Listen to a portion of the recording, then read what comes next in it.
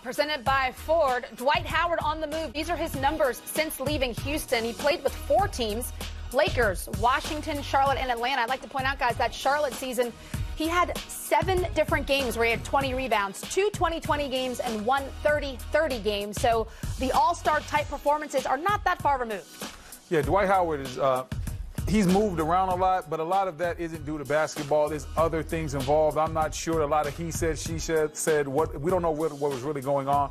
But at the end of the day, Dwight is playing great basketball now, and he has totally changed his game. He's embracing being a role player, GP. Well, I'm going to cut you off, GP. We're going to show this feature real quick, and then we'll talk more Dwight. He returned to form as the Lakers center, and he reflects on what it means to be back playing again. This is a guy that paid his dues in the NBA, but this is somewhat of a redemption season for Dwight Howard. Blocked by Howard. I think when you're healthy, when you're confident, it just brings out the best in you. Howard rebounds it and dunks it. After not being able to play for a year, you kind of miss it for one, and then on the other spectrum, you know what it's like to have something that you love taken away from you. So when you're in that moment, you want to give everything you got. Dwight Howard played 9 games last year with Washington and had back surgery. Trying to rejuvenate his career in Los Angeles. Dwight has been playing amazing. He's really embraced the role that he has. That second line of defense, man, it's hard to get past when you got a 7-footer back there like ready to block anything. There's a block by Dwight Howard. How good has Dwight Howard been? Oh no! Oh no! Oh no! Oh no! Oh no! It's not really just his play, but he just has a positive attitude, and everything he's doing on the court is a reflection of what he is as a teammate. So when I step on the floor, I just really lock in on that moment. I've been doing that, and it's brought me some success. So I'm just going to keep going, keep grinding, and not look back. All right, so Gary Payton, you know what it feels like to play for different teams and have to get reacclimated to the system, so to speak. What do you think of his performance so far? Well, I'm impressed by what he did. I didn't think he was going to be like this in this season.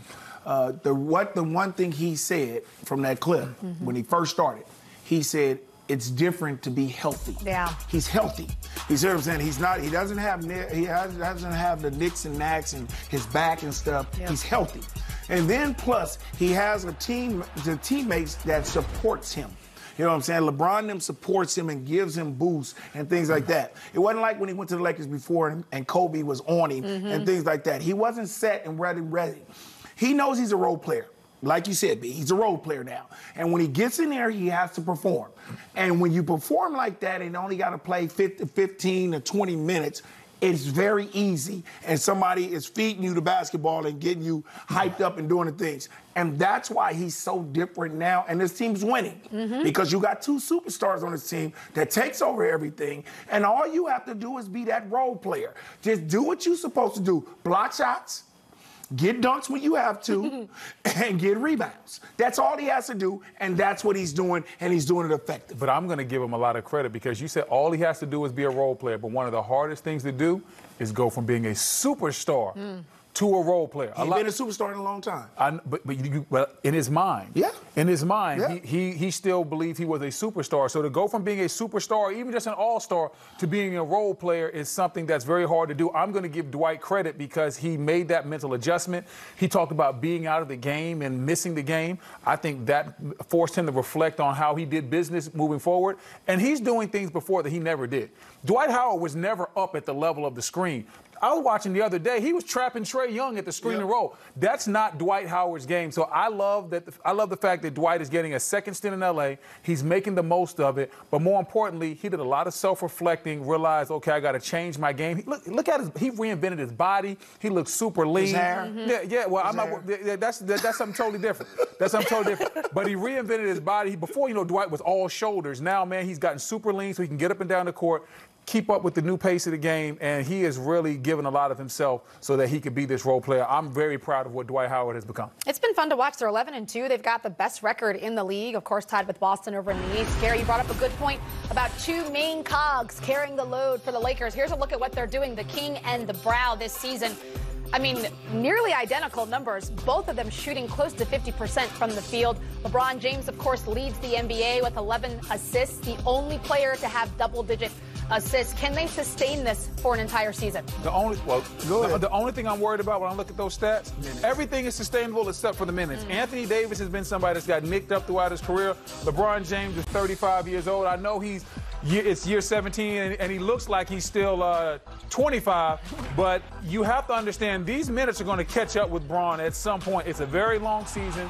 They're going to make a very long run in the playoffs. I would love to see them get that 35-minute number down a little bit closer to 30. You can't get 35 minutes down if you're trying to win basketball games. If you're blowing them out, yes, you have to do that then. I still go back to he takes care of his body. He puts $1.5 million into his body every summer.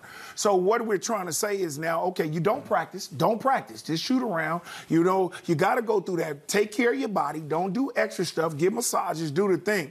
I like what these two guys are doing. You know that AD gets hurt. He does. We hope that doesn't happen, and we hope. Right. But what LeBron is trying to say is, I'm better. I'm that guy now. I got to prove to y'all. Y'all put me at number 3. I'm that guy. I'm on a mission this year. So what we have to do now is we got to be like Harden. I'm going to play every night because I want my team to be the best team. And while he's playing 35 minutes, they're 11-2. I appreciate that. They're 11-2. They're not taking no nights off. They're not talking about, oh, I got to rest my knee this day, or I got to rest this day. They're talking about, let's make a statement right now. Let's go 25-1, 2, or whatever, and get this NBA and say, this is our NBA. We're going to take over. Well, listen, I know that they're making a lot of statements, but there's also another team in that building in L.A., and they're revving up, and they're making sure they're going to be rested down the stretch, and we'll see how the battle of L.A. is won. I hope they be together. I hope they be together. Yeah. All right, we got some good news. We got some excellent news. Brandon Ingram will be playing tonight. What he got on his head? The knee situation hopefully has been resolved, at least for now. And I know it is. More good news. Dennis Scott will join us from New Orleans after this on the warm-up.